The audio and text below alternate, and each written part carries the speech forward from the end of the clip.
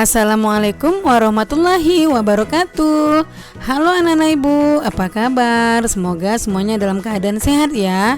Bertemu kembali dengan channel Ibu Amelia Madonna. Kali ini ibu akan mengajar tentang kelas 6, tema 2, persatuan dalam perbedaan, subtema 1, rukun dalam perbedaan, pembelajaran 4. Tonton sampai habis ya, jangan di skip. Sebelum memulai pelajaran, jangan lupa kamu tekan tombol like, komen, share, and subscribe ya. Dan tekan tombol lonceng notifikasinya agar kamu tidak ketinggalan video-video pembelajaran terbaru dari channel Ibu Amelia Madonna berikutnya. Terima kasih. Pertama, muatan bahasa Indonesia. Mengidentifikasi informasi penting suatu teks. Pada pembelajaran sebelumnya, kamu sudah belajar menemukan informasi penting suatu teks. Sekarang, ayo belajar mengidentifikasi informasi penting tersebut menggunakan kata tanya apa, siapa, di mana, kapan, mengapa, dan bagaimana. Ayo ingat kembali kegunaan setiap kata tanya tersebut. Persatuan sangat dibutuhkan untuk mencapai tujuan.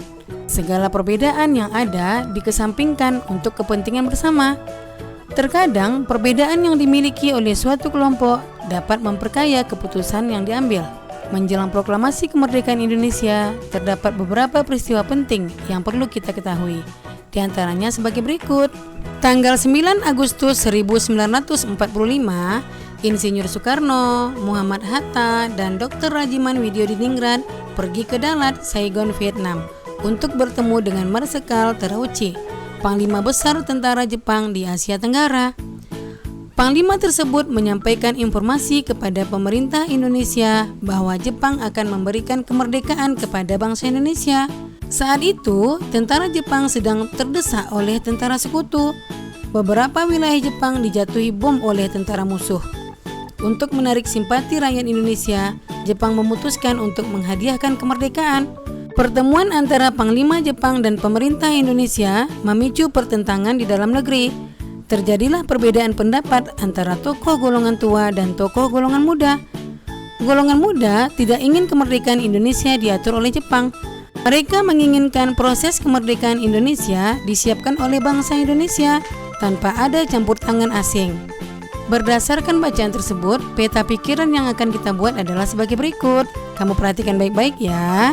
Peta pikiran tersebut berisikan kata tanya apa, mengapa, siapa, bagaimana, kapan, dan di mana. Nah, kita mulai dari kata tanya apa. Apa informasi yang disampaikan Marsekal Terauchi kepada pemerintah Indonesia? Nah, jawabannya kita buat di peta pikiran, yaitu Jepang akan memberikan kemerdekaan kepada bangsa Indonesia. Kedua adalah kata tanya mengapa. Mengapa Jepang memutuskan untuk memberikan kemerdekaan kepada bangsa Indonesia? Jawabannya adalah Jepang mulai terdesak oleh sekutu dan juga untuk menarik perhatian rakyat Indonesia. Yang ketiga, kata tanya siapa? Siapa tokoh yang terlibat dalam pertemuan di Dalat, Vietnam? Nah, jawabannya adalah Insinyur Soekarno, Dr. Andes Muhammad Hatta, Dr. Rajiman Widyodiningrat, dan Marsekal Terauchi. Nah, kemudian kata tanya bagaimana? Pertanyaannya, bagaimana kondisi yang terjadi di dalam negeri setelah pertemuan di Dalat, Vietnam? Nah, jawabannya adalah pertemuan antara Jenderal Jepang dan pemerintah Indonesia menyebabkan terjadinya perbedaan pendapat antara golongan tua dan golongan muda perihal proklamasi kemerdekaan. Yang kelima, kata tanya kapan? Pertanyaannya, kapan diadakan pertemuan antara Jepang dan pemerintah Indonesia di Dalat, Vietnam? Nah, jawabannya 9 Agustus 1945. Terakhir kata tanya di mana? Terakhir kata tanya di mana? Pertanyaannya, di mana tempat terjadi pertemuan antara Jepang dan pemerintah Indonesia? Nah, jawabannya adalah di Dalat, Saigon, Vietnam. Itulah peta pikiran pertemuan di Dalat, Vietnam. Yang kedua adalah muatan PPKN. Nilai-nilai persatuan dalam perbedaan di lingkungan sekolah. Keberagaman yang ada di Indonesia merupakan kekayaan negeri kita. Contoh keberagaman yang ada di Indonesia antara lain keberagaman suku bangsa, budaya, dan agama. Untuk menjaga semangat persatuan di tengah-tengah perbedaan yang ada, kita perlu memupuk sikap peduli, toleransi, dan mendahulukan kepentingan bersama.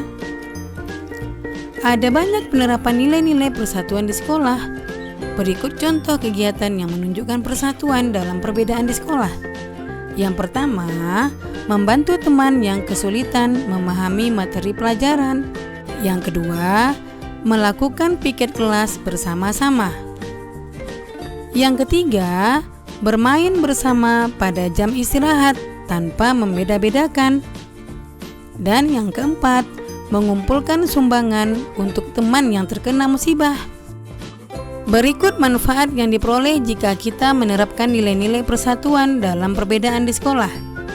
Nah, yang pertama, manfaatnya adalah dapat saling membantu jika ada pelajaran yang tidak dimengerti.